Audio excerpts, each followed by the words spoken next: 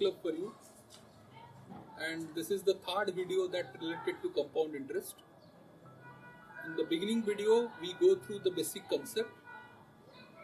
In the second video, we try to solve some examples, and here we try to find out either the rate or the time period, and principal and amount is given. If rate is given, we have to find out the time period. If time period is given, we have to find out the rate. So here in this video, I'll give you some example, and after these examples, whatever be the principal and amount is given, you can find out either the time or the rate mentally. At a very short period of time, within 5 seconds, you can find out. So kindly go through the example very deeply. I'll give you one example.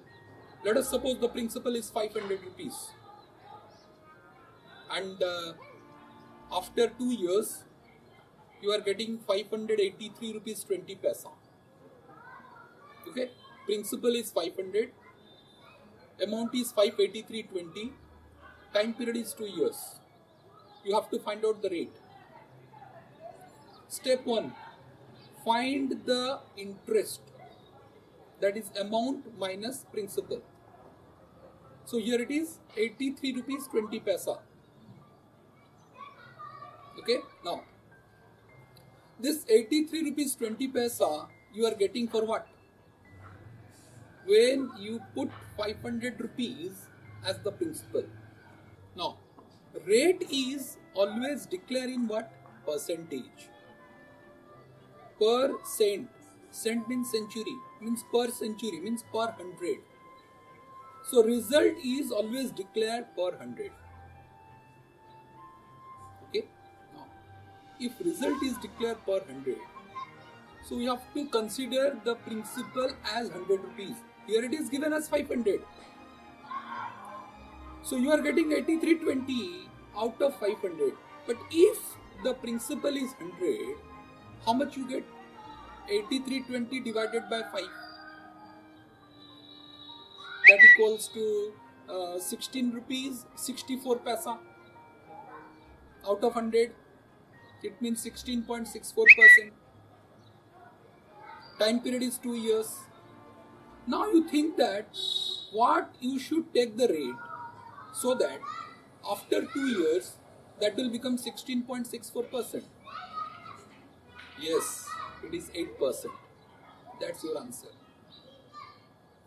Let's try the second example. Let the principal is 2,200 and the amount is 2,471 rupees 92 paisa. Time period is 2 years. Find out the rate. Okay. Now, first, you have to find out the compound interest. So here, 2471.92 less 2200, that equals to 271 rupees 92 paisa. This much amount you are getting as compound interest when the principal is 2200. But if the principal is 100 rupees only, then how much you are getting? 271.92 divided by 22. Result is what? 12.36. Now, time period is 2 years. Total rate is 12.36. So, rate of interest is? Yes, 6%. Because 6 plus 6 plus 6% of 6, that equals to 12.36%. Clear? I'll give you another example. Let's suppose example 3. Principal given is 1500 and amount is 1996 rupees 50 paisa. Time period is let us suppose 3 years, and you have to find out the rate. So case 1, find out the interest. 496.50. This is your interest out of 1500. It means out of 100 is what? Divided by 15. Result is what? 33.1. Time period is 3. So rate is what? 10%. 10 plus 10 plus 10% of 10. 21%. If it is 3 years, 21 plus 10 plus 10% of 21. 33.1. Hence it is proved. Rate is 10%. If you are having any doubt, you can go for the option to get the result. Okay. Now,